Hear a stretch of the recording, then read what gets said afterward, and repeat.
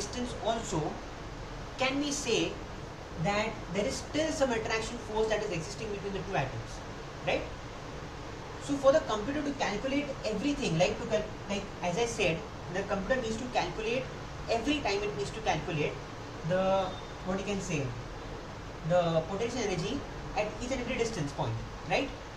Be the atom, like you can let the atom be this far or maybe this far or maybe at an infinite distance.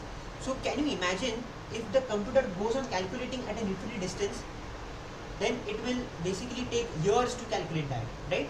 So what does a computer do? It applies a small trick.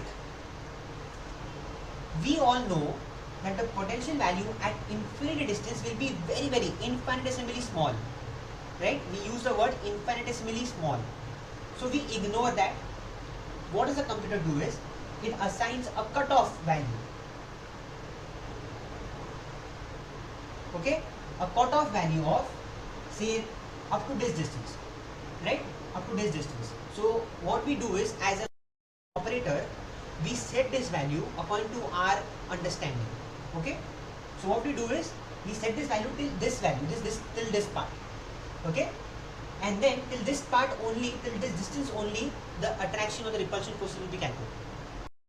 So this saves a lot of time and a lot of computational load. Okay? So this is called as a cutoff potential. That is, at this point only, at this distance only, the computer needs to calculate the stuff.